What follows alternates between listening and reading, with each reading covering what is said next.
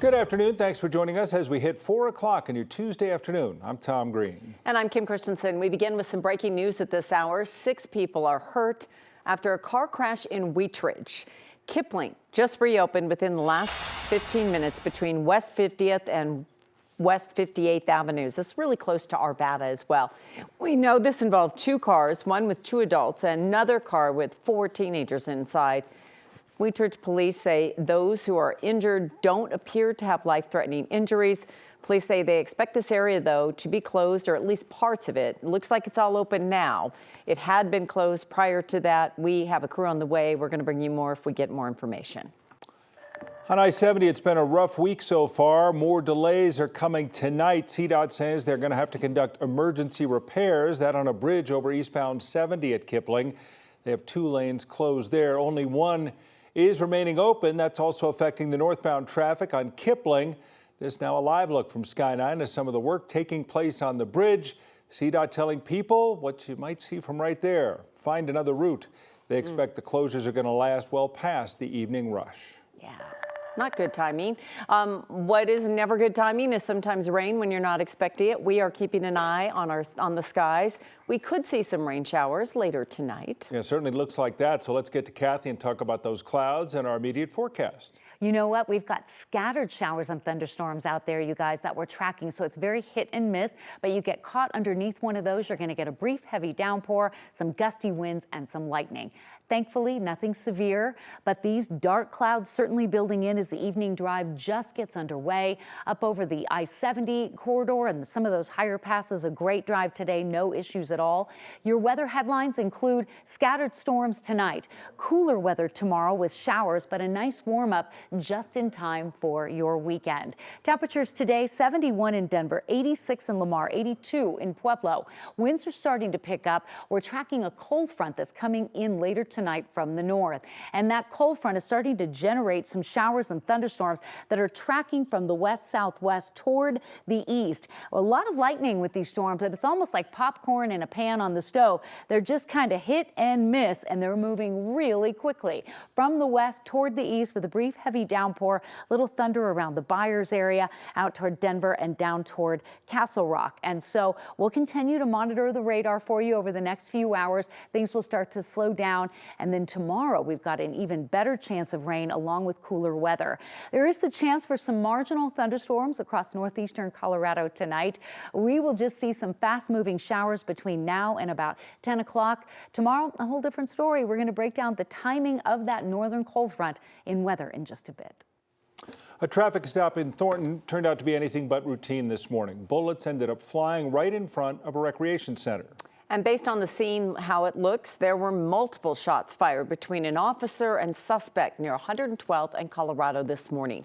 That's where we find Jeremy Hahola with a breakdown of what happened this morning. And it looks like the scene is still active at this point, Jeremy. Yeah, hi there, afternoon. Good afternoon, guys. Behind me, the crime tape is still up as it has been all afternoon today. Let's take a look at what's going on right now. Behind me, we can see a tipped-over motorcycle and at least 2 cars to the left of that motorcycle that appear to have windows shot out. Before we went live here, there were numerous evidence markers on the ground there, noting numerous bullet casings on the ground. You can see the glass there, too.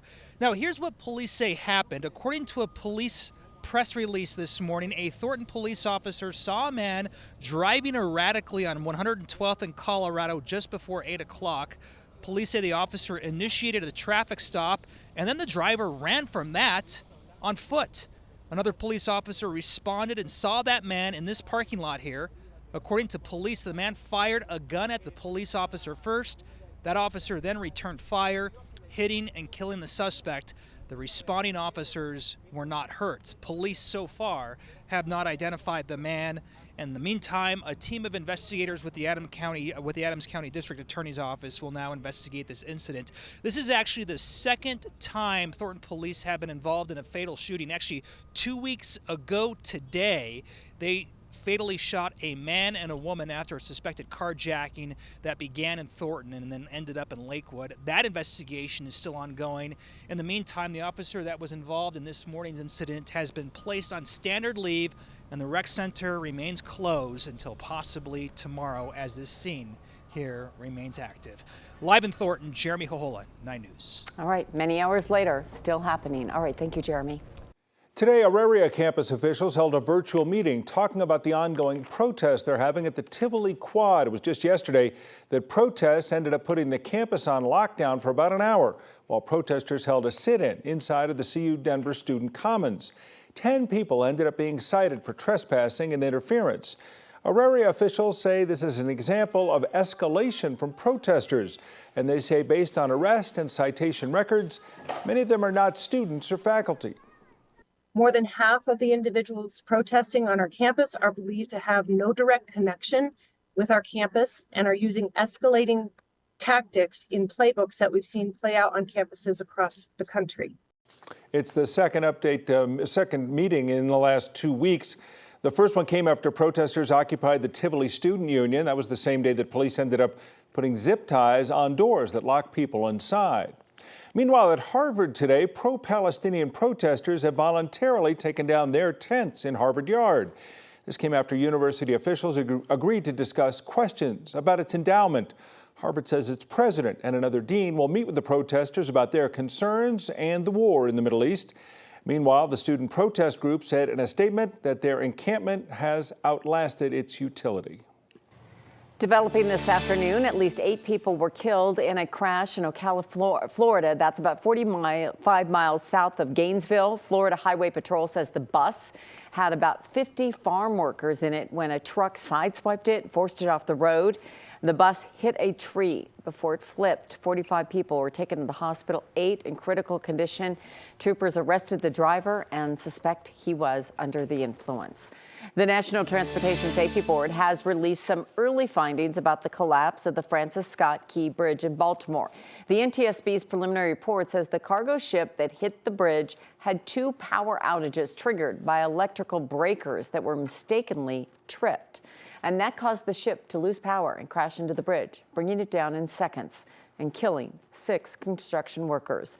The NTSB did not give a probable cause for the crash. That'll all be in the final report. That could take up to 2 years to complete. Today was day 2 of testimony from former President Trump's old lawyer, Michael Cohen. And today he faced some tough questions from the defense. Here with the wrap-up on the day's activity, NBC's Alice Barr. The prosecution's star witness, Michael Cohen, put to the test. Under blistering cross-examination, former President Trump's one-time fixer and personal lawyer sticking to his guns and rejecting the Trump defense team's efforts to paint him as a lying, convicted criminal with an axe to grind.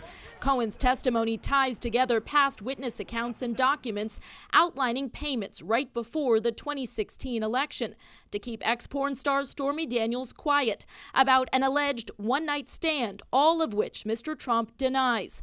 During questioning by the prosecution, Cohen said he paid Daniels $130,000, quote, to ensure that the story would not come out, would not affect Mr. Trump's chances of becoming president of the United States. Asked at whose direction he paid Daniels, Cohen replied, Trump's. The fixer-turned-foe testified Mr. Trump repaid him with monthly checks that were falsely labeled as legal expenses. The true purpose, Cohen explained, quote, the reimbursement of hush money. Cohen expressed regret and said he ultimately, quote, made a decision based on conversation with my family. I would not lie for President Trump any longer. The former president complaining that he can't publicly respond because of a judge's order protecting witnesses. The gag order has to come off. Allies can speak on Mr. Trump's behalf. And they have him tied up here in this ridiculous prosecution that is not about justice. It's all about politics. House Speaker Mike Johnson joining the stream of Republican lawmakers coming to court to back their party's presidential candidate. In Washington, Alice Barr, NBC News.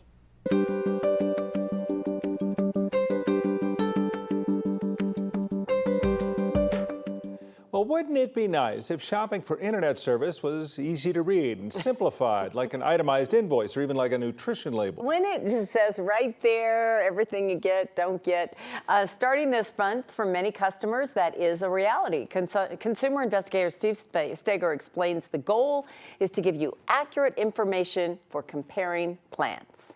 Roman Netzer says his internet bill is confusing. They run good deals at the beginning that after a while go away. Unfortunately, we're often at the mercy of these companies who can charge us whatever they want, and they don't necessarily tell us what they're charging us. So at least with the broadband label, we should have some better sense of what we're paying for. As you can see from this FCC sample, the new labels show the name of the provider, the name of the plan, the base monthly price for the service, along with any additional one-time or recurring fees like installation charges, modem rental fees, and other equipment-related fees. Those must be broken out separately from the base price. The new labels are mandated by the Federal Communications Commission after nearly a decade of lobbying by Consumer Reports and other advocacy groups. Cable bills are one area where we've gotten the most complaints from consumers. Sign up for one plan, and then you're getting a broadband modem fee, you're getting a regional sports package fee, you're getting this weird tax that's 4 letters, you don't know what it is. These are often monopolies, so they can get away with it, and so you don't have a lot of choices. But at least now you can know what they're charging you. The terms and length of promotional pricing must be outlined, along with the price of the service once the promotion expires. Companies should have links to information about discounts if customers bundle their internet with TV or other services. Welcome news for customers like Netzer, who depend on a good internet connection for a reasonable price. You really want to make sure that you're getting what you want and not paying for all these things that you don't need. The rule applies to all internet services. Smaller ISPs have until October to comply. The FCC says consumers can file a complaint if they believe an ISP isn't complying with these new rules. And